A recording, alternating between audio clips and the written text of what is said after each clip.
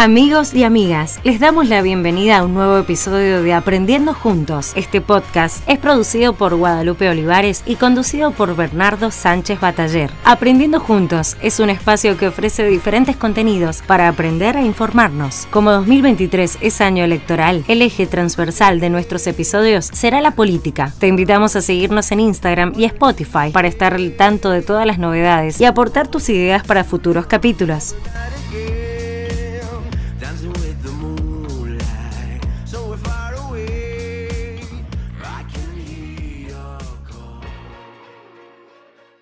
Estamos en el segundo bloque temático de Aprendiendo Juntos y en este 21º episodio tenemos la visita de Javier Núñez, licenciado en Psicología. Javi, ¿cómo estás? Bienvenido. Hola, buenas tardes. Un gusto estar aquí con ustedes. Muchas veces pasa, creo que cuando alguien dice que estudia psicología o que ya es psicólogo, siempre está el típico chiste de, seguro me estás analizando, no me psicoanalices.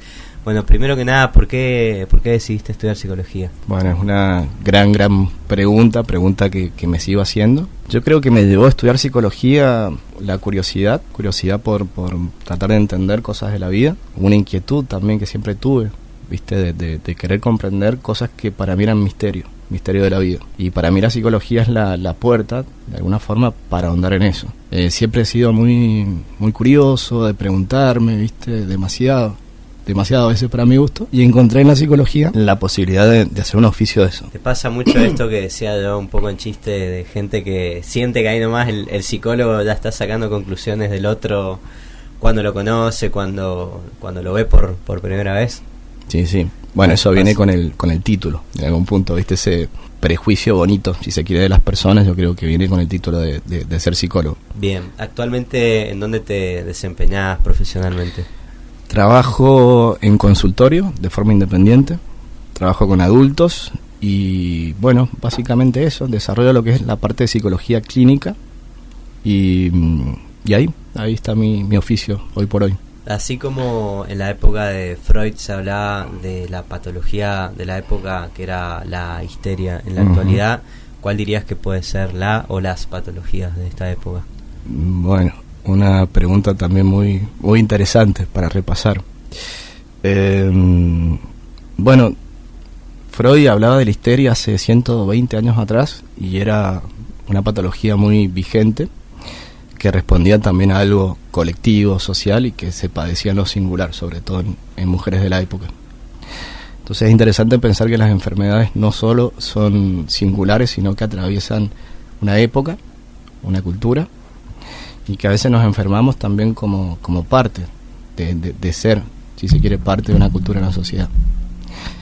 Yo diría que hoy por hoy la enfermedad que puede estar, como tal vez sin ser connotada, es lo que decía Jung hace tiempo. Bueno, yo un poco tengo esa afiliación teórica de Carl Gustav Jung, un psicoanalítico, y él decía de que él recibía en su consulta a muchas personas que eran técnicamente sanos, que no presentaban grandes problemas, pero sin embargo padecían dolores del alma, si se quiere.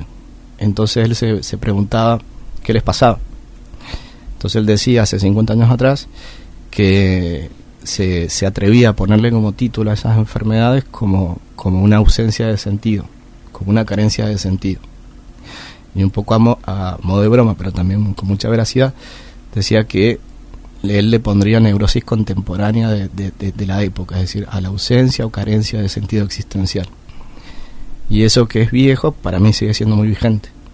Entonces yo me atrevería a decir que tal vez esa podría ser algo, ¿viste?, que nos invita a reflexionar y si bien es algo que no está connotado como una gnosis diagnóstica, sí yo me lo encuentro en consultorio. A la larga, detrás de cualquier patología, en el fondo siempre va a haber, ¿viste?, un poquito esto, una pérdida del sentido existencial, una búsqueda del sentido existencial. Entonces no me parece tan desacertado lo que marcaba Jung hace 50 años atrás.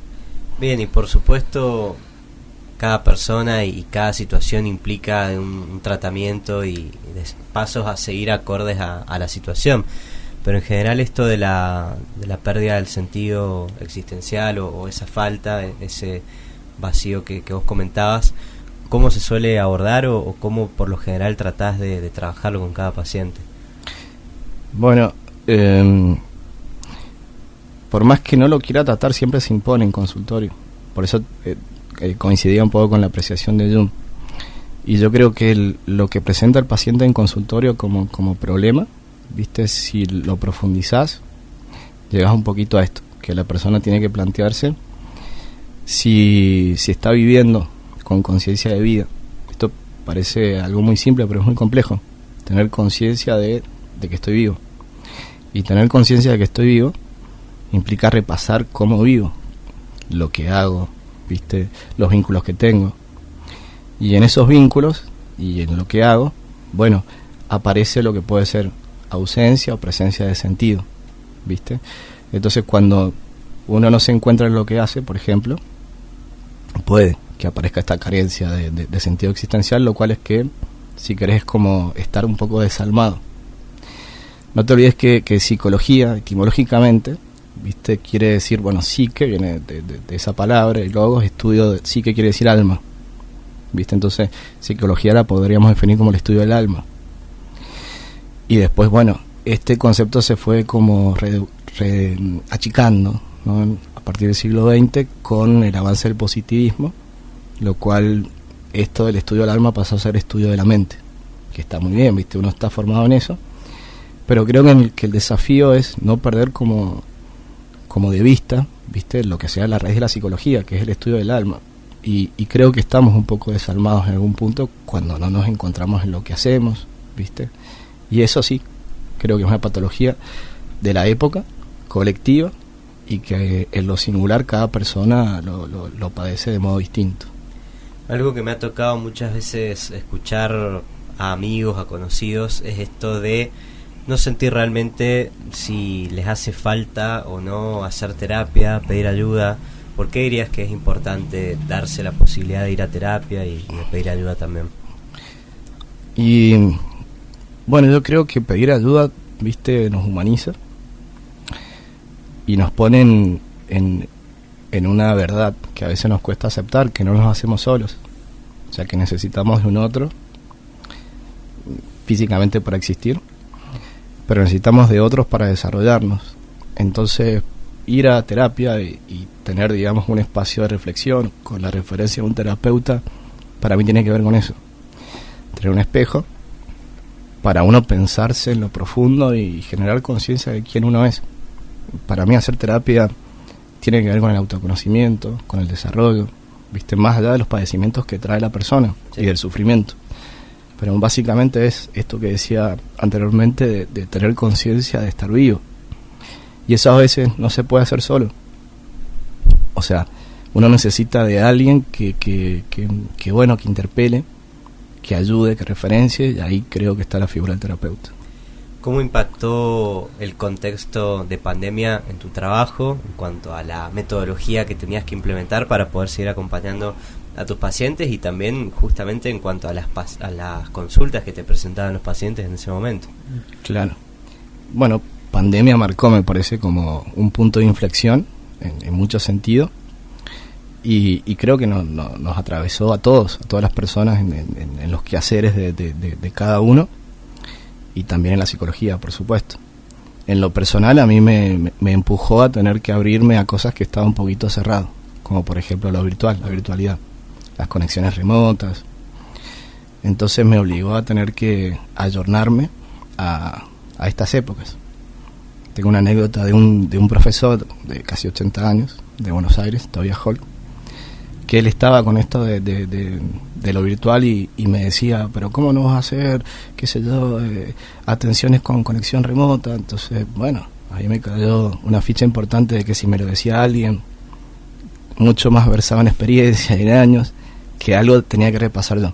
Entonces, pandemia, en cuanto al oficio, me obligó a tener que aventurarme a un camino que me era desconocido, y después, bueno, a pensar mucho qué nos estaba pasando, a leer entre líneas, a no caer en esto de la histeria colectiva que hubo mucho, de pelear con algo que no sabíamos. Al principio me pareció como que esto lo celebramos como una pausa de vacaciones, pasamos como por distintos estados, y después, bueno, aparecieron los conflictos, apareció una verdad que creo que está y la ocultamos, que es que no sabemos no hacer, nos conocemos haciendo. Entonces al principio era qué bueno no hacer, qué bueno estar en casa, y después qué hago con el tiempo. Por lo cual ahí nos puso en vereda con algo de que, bueno, no sabemos estar presentes con nosotros mismos, que a veces tenemos mucho ruido mental, muchas inquietudes que bueno, que hacen que nos conozcamos, como te decía, en el hacer, pero poco en el ser. Y sobre todo cuando ya se posibilitó ese hacer, cuando las oficinas, los trabajos empezaron a meterse en la casa, porque bueno, por supuesto las empresas tenían que seguir adelante, los trabajadores independientes también tenían que seguir desarrollando sus actividades.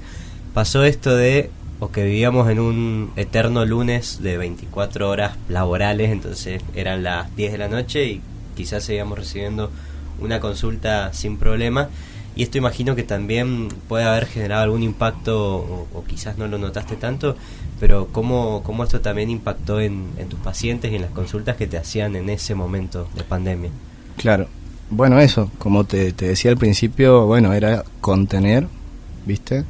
En mi caso fue hacer una pausa para ver cómo contener. Yo me propuse el no caer en la histeria de enfrentar la pandemia. Y creo que se hizo mucho eso en un principio, ¿viste? Como darle pelea a la pandemia. Entonces yo intenté como, bueno, tratar de ver qué había detrás. Sigo intentando ver qué hay detrás. Yo creo que la pandemia en algún punto nos sigue invitando a una reflexión profunda que no sé si la hemos podido hacer como humanidad, ¿viste? Porque lo vemos como una película que pasó hace décadas, cuando es reciente, y a mí me preocupa un poco eso, porque a la larga refuerza un poco lo que veo en consultorio de que no salimos del vértigo, del acelere cotidiano, y quizás nos pasamos, ¿viste? Como muchos semáforos en rojo del vivir, y eso, ahí coincido con Jung, sin duda que lleva a una pérdida de sentido, a una ausencia de sentido existencial. Si uno no puede incorporar las cosas que nos pasan colectivamente, bueno, creo que tenemos más posibilidades que se repitan, ¿viste? Y una cuestión que veía en mis pacientes, y que también lo vi en consultorio, es que se activó esto de los duelos. Esto es muy importante. En la psicología, o por lo menos en la psicología que yo hacía hasta ese momento, tenía una noción de duelos muy marcada, bueno, justamente por la formación académica, las formaciones extraacadémicas, pero creo que pandemia me obligó a tener que resignificar lo que son los duelos. A veces creemos que duelo es solo la pérdida física de un ser querido, lo que sea, y en pandemia advertí que se activaron duelos, ¿viste? De pérdidas no elaboradas, como puede ser un trabajo, sí, una relación, qué sé yo, bueno, muertes. Sí, también proyectos que quizás se tenían previstos para, no sé, por ejemplo, para el 2020. Este año me voy a vivir solo, me voy de viaje o lo que sea, y que de golpe la pandemia dijo, no, eso no va a pasar. Algo que también ocurrió mucho en este último tiempo, sobre todo en San Juan, y fue objeto de muchos análisis, muchos debates, y ahí por supuesto la psicología quedó en el centro de la escena. Es lo que ha ocurrido con sobre todo muchos jóvenes que tomaron la decisión de quitarse la vida, y que también generó mucho revuelo a nivel escolar, porque en esto no solamente desde la psicología, sino también en las instituciones educativas comenzaron a plantearse qué era lo que se estaba haciendo mal o lo que estaba faltando por hacer. En este sentido, ¿qué reflexión hiciste? Y también en materia de política pública, por ahí, ¿qué es lo que te parece que está faltando para poder contener este tipo de situaciones? Claro. Bueno, yo lo veo como una continuidad y aunque parezca medio extraño, veo algo de pandemia ahí, ¿viste? En pandemia se activó los duelos, pero a mi modo de ver se activó la muerte, porque fue literal, se murieron personas, así también como simbólico, se morían proyectos y demás. Entonces creo que nos puso en jaque con tener que entender la muerte. Y esto es importante porque vida y muerte es el binomio, ¿viste?, en el cual todos nos encontramos y nos olvidamos. paradójicamente la muerte le da sentido a la vida. Hay poetas que dicen, viste, que el acto supremo es la muerte, entendido cuando uno recorre todo el camino de la vida, ¿no? Pero digo, sí nos puso en jaque, y en consultorio vino a aparecer la muerte, y la muerte literal y simbólica, y nos encontramos que no sabemos qué hacer con la muerte, ¿ves? Entonces yo creo, cuando me preguntas qué pasó con pandemia, que quizás todas estas situaciones que se vieron de suicidio y demás, ¿viste? No lo tengo del todo cerrado, pero lo pienso como algo tentativo, tiene que ver con esto de no saber qué hacer con la muerte, y sobre todo los adultos, no saber qué hacer con la muerte, ¿viste? Los adultos, yo como te decía, trabajo con adultos, me especializo con ellos, y a veces veo que los adultos están poco firmes como para referenciar. Los adultos a veces veo que por no hacer duelos están en una especie de perpetuo hedonismo, en un infantilismo muchas veces, que hace que no puedan estar para los adolescentes, para los jóvenes. Y ahí se da algo, desde mi perspectiva, peligroso, que es que los adultos miran la vida con ojos de jóvenes, y los jóvenes empiezan a mirar la vida con ojos de viejos. Si un joven decide quitarse la vida, en algún punto es porque envejeció antes de tiempo, y es una tragedia colectiva, no es solo algo familiar, singular, que nos tiene que interpelar y nos tiene que doler como sociedad, ¿viste? Y ahí creo que tenemos que ser un poco más justos en cómo repartimos la reflexión. Yo lo que noto es que hay una tendencia a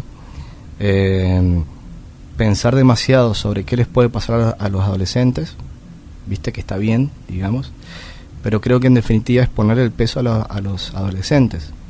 Yo no he visto y no he escuchado que los adultos se cuestionen qué estamos haciendo los adultos en cuanto al acompañamiento con los adolescentes. Y creo que eso es importante, para quitarle peso a los adolescentes. Ahora, si los adultos estamos un poco hedónicos y no toleramos la incomodidad de la reflexión y la incomodidad también de esto trágico como la muerte de los jóvenes, creo que estamos en problemas en algún punto. Y lo que vamos a preguntar de las políticas públicas y demás, sin duda que se está haciendo cosas, desconozco, tampoco quiero pecar de ignorancia, que se está haciendo, pero creo que sí se cae en esta premisa que te marcaba recién, de poner más el ojo en el adolescente y no repartir esto como algo más sistémico, no pensarnos los adultos sobre cómo podemos aquietarnos un poco, salir del pánico, porque si los adultos están panicosos, se torna peor el remedio que la enfermedad. Entonces se trabaja sobre la emergencia, sobre la asistencia, creo, y nos olvidamos de la prevención, y para mí es fundamental trabajar en lo preventivo, y quizás los gabinetes deberían justamente trabajar esto, lo preventivo desde la primaria, desde la primera infancia, ¿viste? Estar más presente en los juegos. Los niños están pidiendo cosas nuevas y creo que la escuela, el sistema educativo, no sé si está dando respuesta a estas nuevas demandas, que no sé con precisión cuáles son, pero sí que existen por lo que está pasando. En relación con lo preventivo, algo que se cuestionó mucho en su momento cuando ocurrió esto que conversábamos recién, de muchos jóvenes tomando la decisión de quitarse la vida, fue que también muchos jóvenes quedaban fuera del sistema por esta imposibilidad que les generaba no tener los recursos económicos o el acceso a salud mental. Y en esto también se hizo una crítica fuerte sobre la posibilidad de que el Estado en esto también acompañe o brinde más posibilidades. ¿Sentís que puede ser por un lado el camino esto de que el Estado busque contener un poco más, o quizás está en otro lado la solución? Yo creo que la intención del Estado es genuina en algún punto, de que intenta dar respuesta. Ahora, como psicólogo tengo que decir que uno da respuesta desde lo que conoce. Y si uno tiene un techo de conocimiento, por supuesto que lo que va a hacer está, si querés, sesgado por ese techo. Por eso yo creo que es muy importante en ampliar los techos de conocimientos. Por eso es importante poner en valor el trabajo personal, singular, de terapia, porque no es singular, en definitiva es colectivo. Nosotros somos seres singulares y colectivos, individuales y sociales. Yo creo más en los cambios hormiguitas, ¿viste? ¿viste? Creo que las revoluciones se dan de uno en uno, y que es necesario hacer los repasos en lo personal para hacer aportes en lo colectivo, en lo social, ¿viste? Entonces el Estado está conformado por adultos. Yo advierto que los adultos están un poco perdidos por esto, entonces no dudo de que hay intenciones serias de ayudar, pero quizás la ayuda no es la que necesitan los adolescentes. No lo sé, tampoco no lo quiero poner tan categórico, pero sí diría que hay un techo en cuanto a cómo se está ayudando, y ahí tenemos que reflexionar mucho sobre este punto y no pasarlo rápido. Bien, y lo último, Javi, ¿qué consejo darías para aquellas personas que están pasando quizás por una situación de mucho estrés o que tienen complicaciones en su día a día, para que desde el punto de vista psicológico puedan hacer frente a esas problemáticas? Claro. Bueno, diría cultivar la paciencia, que parece algo banal, pero es muy, muy difícil de conseguirlo. Diría salir del engaño del disfrute. Yo a veces veo que, para poner otro título a otra patología que puede existir ahora, es la patología del disfrute. Nos enfermamos por no disfrutar. Entonces estamos constantemente inquietos y neuróticos por disfrutar todo. Entonces me pasa con mis pacientes, ¿viste? Me dicen, bueno, salí, me comí una pachata y no disfruté. Entonces yo les pregunto, bueno, está bien, pero tiene que ser todo disfrutable. En todo caso, me parece que encontrar un equilibrio entre que la vida tiene muchos matices, muchos colores, muchos grises, y que el disfrute se da solo si uno consigue estar en paz. Yo creo que lo primero es aquietarse, cultivar un poco de paz, y la paz es la madre del disfrute, de todo lo bueno, diría. Entonces ese podría ser un consejo. Después el sufrimiento también podría ser como otro concepto a tener que significar, ¿viste? Entender qué es sufrimiento. Este autor que te mencionaba, Carl Gustav Jung, hacía una diferencia entre el sufrimiento legítimo e ilegítimo. Y él decía que el sufrimiento es, digamos, como inherente a vivir. En todo caso, yo agregaría a amar. Uh-huh. Si uno ama, sufre, ¿viste? Vas a sufrir por algo, si sos padre sufrís por algo, si amás que se da a tu sociedad, sufrís por lo que pasa en ella, lo que quieras. Entonces, cuando uno entiende que vivir incluye sufrir un poco, que no tiene que ser masoquista, y eso uno lo acepta, tal vez empieza a conquistar esta paz, ¿viste?